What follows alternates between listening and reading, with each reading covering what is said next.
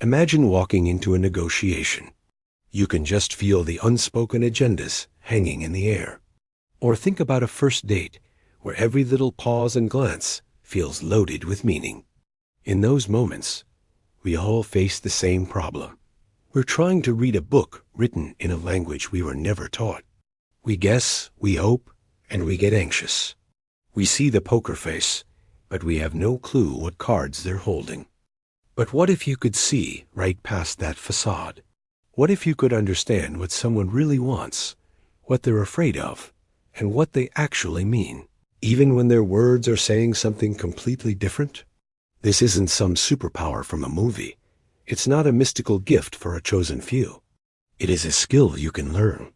It's a science, and it's one that will totally change how you see the world and your place in it forever. You have the power to stop guessing and start knowing. In this video, I'm going to give you the 7 core secrets that will teach you, step by step, how to read people like an open book. The foundation. It's not magic, it's psychology. Before we jump into the first secret, we have to get one huge idea straight. Most people who try to read people make a massive mistake. They focus on reading behavior, not reading minds. And no, I don't mean the telepathic sci-fi kind. Think of it like this.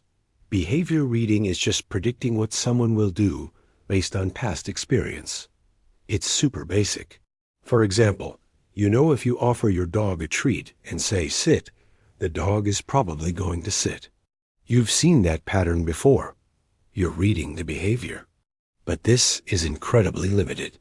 It falls apart in new situations because it doesn't account for the most powerful thing in the room, the human mind. What we're learning today is how to read minds, psychologically speaking. This is the skill of figuring out what's going on inside someone's head, their intentions, their wants, their beliefs, their emotions, and using that to understand why they do what they do. It's the difference between knowing someone will take a glass of water on a hot day and understanding they're driven by the feeling of thirst. Once you get that their goal is to quench their thirst, you can predict a bunch of other behaviors. They might buy a soda, look for a fountain, or ask for a sip of your water. You're not just reacting to a script. You're understanding the actor's motivation. This is the skill that lets a master negotiator sense an opponent's hidden fear, or a great leader pick up on a team member's unspoken doubt. They aren't just watching what people do. They're working to understand why they do it. Everything we're about to cover is built on this foundation. We are not just making a list of behaviors. We are learning to decode intent. Secret number 1. Master the context, not just the person. The first secret is to stop focusing so much on the person and start by looking at the environment around them. Amateurs look for a single gesture that supposedly reveals everything. But a gesture without context is completely meaningless. A master reader knows the situation itself drives a huge part of how people act. Our goals and how we show them are shaped by where we are, the social rules in play, and the history between the people there. You can't correctly interpret what someone's doing without first understanding the stage they're performing on. Let's take the classic example, crossed arms. A beginner body language expert will tell you crossed arms means someone is defensive or closed off. And hey, they might be right, but they're just as likely to be totally wrong. Imagine you see a guy at a bus stop on a chilly morning with his arms crossed. Is he being defensive? No, he's cold. The context, the temperature, is the main reason for his behavior. Now, picture this. You're in a boardroom. You just finished presenting a bold new idea. You look over at your boss, who is leaning forward and nodding the whole time. Just as you finish, he silently leans back and crosses the arms. Is he cold? Probably not. In this context, that gesture is a direct reaction to what you just said. The environment is about evaluation and power. That shift in her posture, combined with the context, strongly hints that she has reservations or feels the need to protect his position. The same gesture has two completely different meanings. Before you even try to read a person, you have to read the room. Ask yourself a few key questions. What's the physical environment like? Is it formal or casual? Comfy or cold? What are the social rules here? Is this a negotiation? A friendly chat? A first date? Each one has its own unwritten script. What's the power dynamic? Are you peers? Is one a buyer and one a seller? That dynamic changes how much information each person is willing to give up. Only after you've figured out the context can you start to accurately read the signals. Looking for tells without context is like trying to translate a word without knowing the language. It's a fool's game.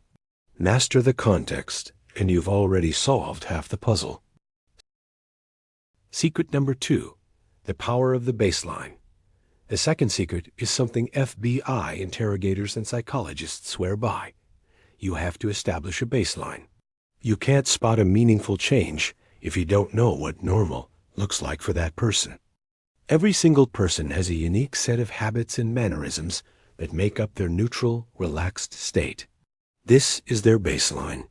Trying to read someone without knowing their baseline is like trying to find your way in a new city with a map that doesn't have that "you are here" dot.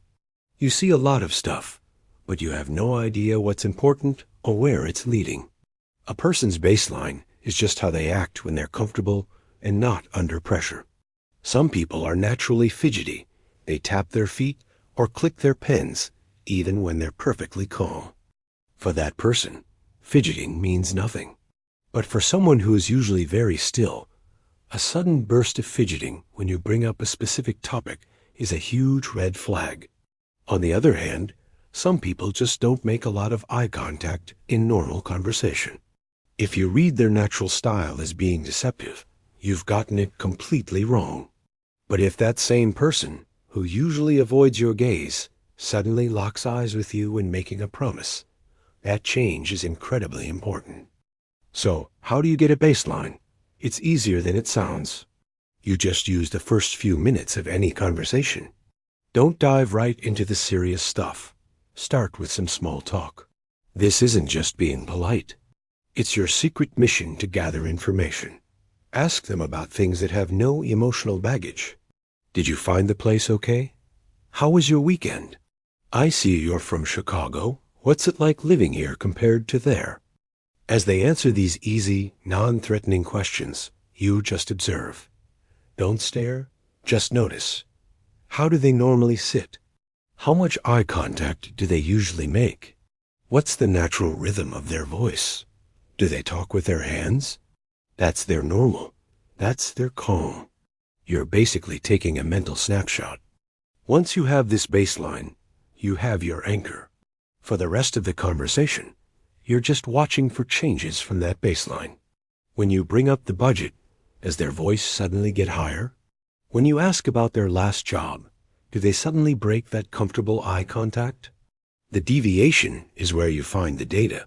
The change is the message. Without a baseline, you're just lost in a sea of noise. With a baseline, you can pick out the important signals with amazing clarity. Section 4. Beyond Body Language. The Art of Intention Recognition. Secret number 3 is where we level up from just being an observer to being a true analyst. We have to move past simply listing body language cues and learn the art of intention recognition. This is where we really start to read minds. Body language is a clue, not a conclusion. A furrowed brow is just a piece of data. The real question is, what's the intention behind it? Is it confusion? Disagreement? Deep concentration? To answer that, we have to use one of the most incredible tools our brain has, theory of mind.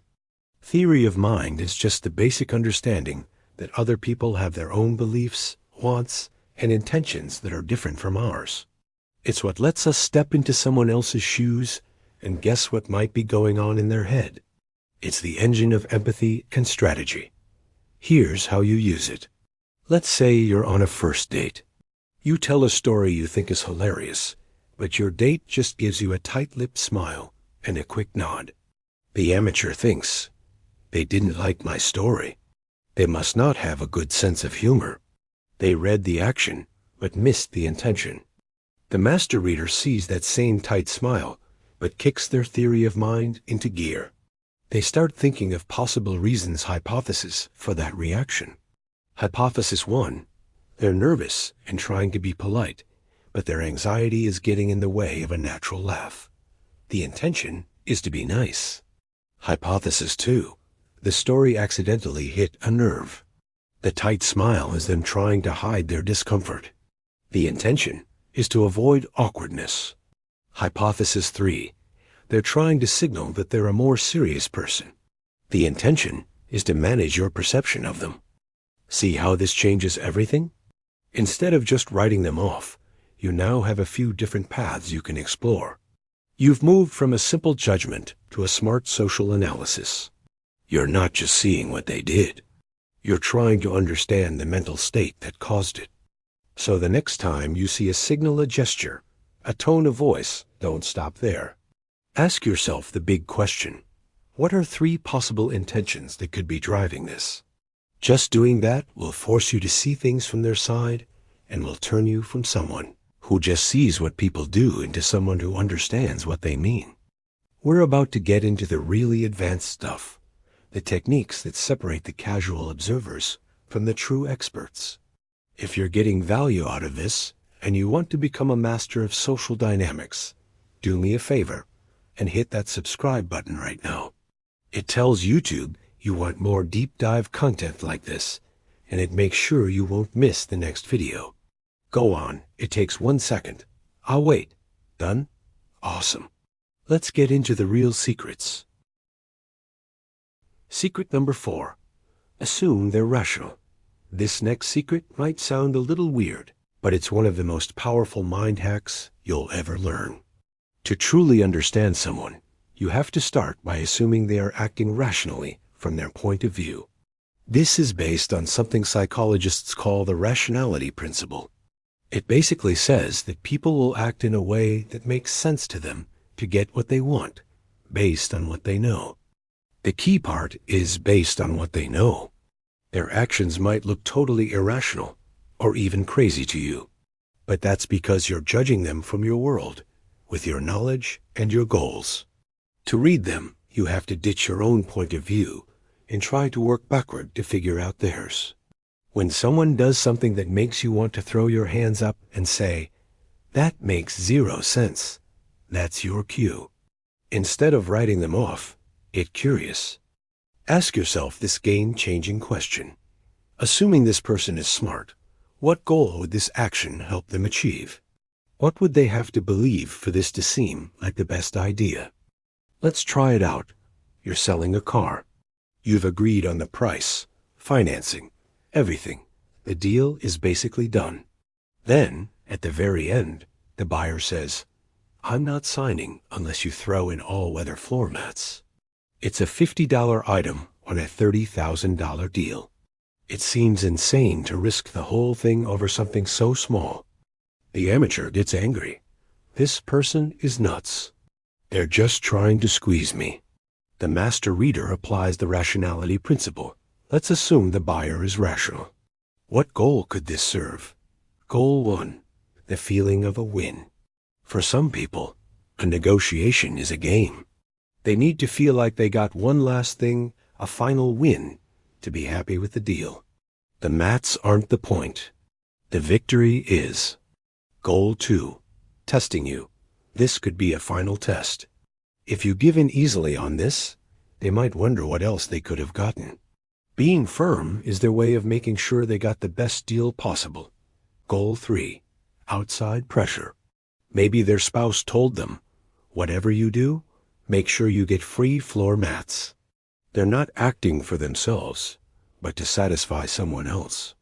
By assuming they're rational, you've shifted from being frustrated to thinking strategically. You haven't judged them. You've analyzed them.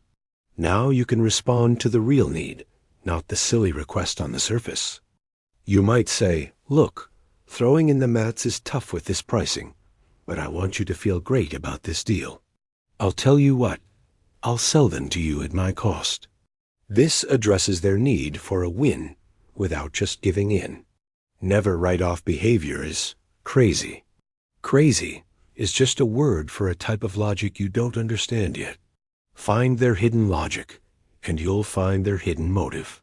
Section 6. Secret number 5. The Triumvirate of Truth. Clusters, congruence, and change. Okay, now that we've got the deep psychology down, let's talk about how to apply it to the signals you're actually seeing. Secret number 5 is a 3-part checklist you need to run every observation through before you believe it. I call it the Triumvirate of Truth. Clusters, congruence, and change. First up is clusters. A single cue, all by itself, is pretty much useless. It's like trying to understand a sentence by looking at a single letter. Anyone who tells you that scratching your nose means you're lying is selling you junk science. A nose scratch can mean your nose itches, or you have allergies. Or yes, it can be a sign of anxiety that comes with lying.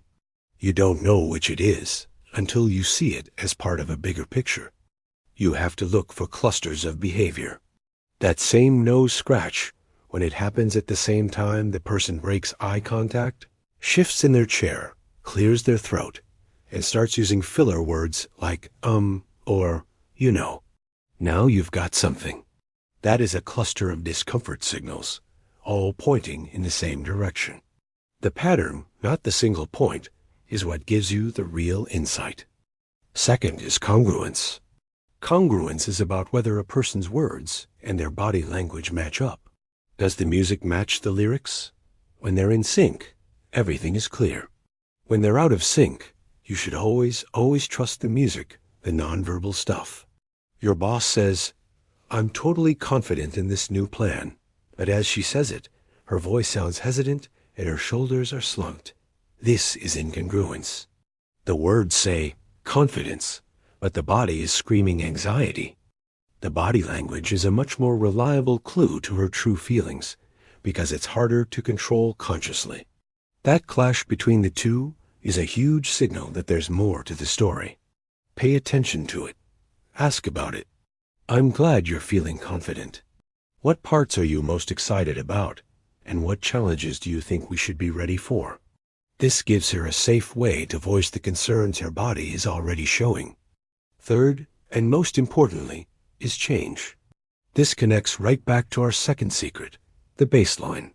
The most powerful and reliable signals you will ever get are changes from a person's normal behavior. If someone is naturally quiet, their silence doesn't mean much. But if a normally loud and talkative person suddenly gets quiet when a certain topic comes up, that change is a 5-alarm fire. Your job as a reader is to get really good at spotting these shifts. Watch for the moment the energy changes. When does their posture change? When do they lean in or pull back? When does their voice speed up or slow down? These turning points are where the truth comes out. They're the moments the subconscious mind leaks a reaction. Pinpoint the moment the change happened, and you've almost certainly found the emotional trigger. Never trust a single gesture. Always check it against the triumvirate. Is it part of a cluster? Does it match the words? And is it a change from their baseline? If a signal passes all 3 tests, you can be pretty sure you've found something real. Secret number 6. The art of the strategic question. So far, we've mostly focused on watching. But a true master of reading, people doesn't just sit back and watch the show. They actively direct it. Secret number 6 is learning to use strategic questions like a surgeon uses a scalpel, to gently probe and find out what's underneath the surface. Observation gives you clues, but strategic questions let you test your theories. Remember in secret number 3, when we came up with different reasons for our date's tight-lipped smile? A strategic question is how we figure out which one was right. Your most important tool here is the open-ended question. Closed-ended questions, ones you can answer with yes or no, shut down conversations. Are you happy with the proposal? That question backs the other person into a corner, and they'll often just give the polite yes, even if they have doubts. An open-ended question invites a story. Instead of, "Are you happy with the proposal?" try, "Walk me through your thoughts on the proposal." Or even better, "What potential challenges do you see with this approach?" This phrasing is brilliant. It's not confrontational, and it gives the other person a safe space to share their real concerns without feeling like they're being difficult. Their answer will reveal way more about what they're thinking and feeling than a simple yes or no ever could.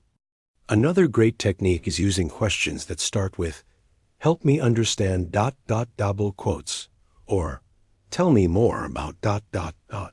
These phrases automatically make it feel like you're on the same team. "Help me understand your hesitation on the timeline" works so much better than "Why are you dragging your feet?" One invites teamwork. The other just makes them defensive. Use questions to explore those moments of incongruence you spot. If your boss says she's confident, but her body language screams anxiety, you can gently check on it. "I'm glad we're moving forward. Just to make sure we're prepared, what's one thing you think could trip us up if we're not careful?" You're not calling them a liar. You're not saying, "Your body betrays you." You're just using a smart, open-ended question to open a door to the information their body is already hinting at. Think of yourself as a conversational detective.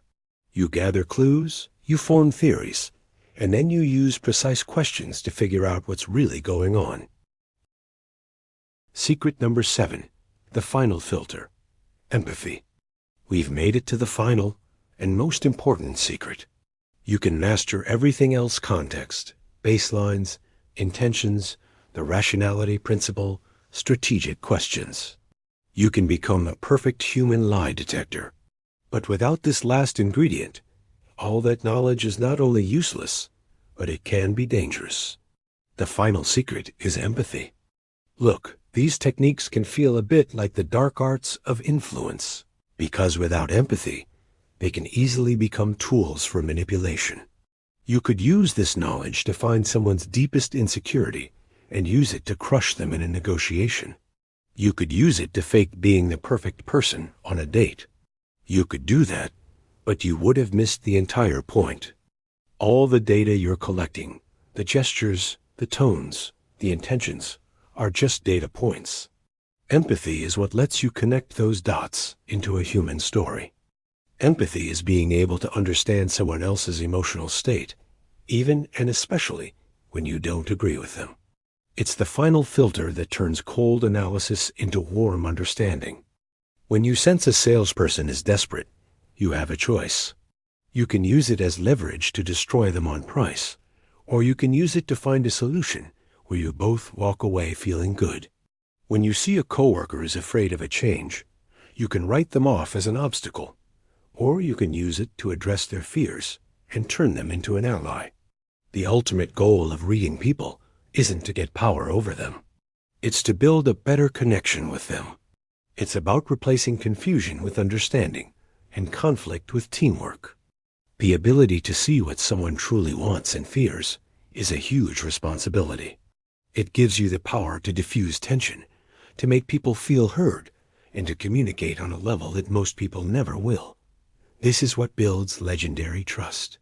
This is what creates rock-solid relationships in business and in life. These techniques give you the map, but empathy is the compass that tells you which way to go. So let's wrap it all up. Reading people isn't a single magic trick. It's a skill with many layers. You start by mastering the context, because nothing happens in a bubble.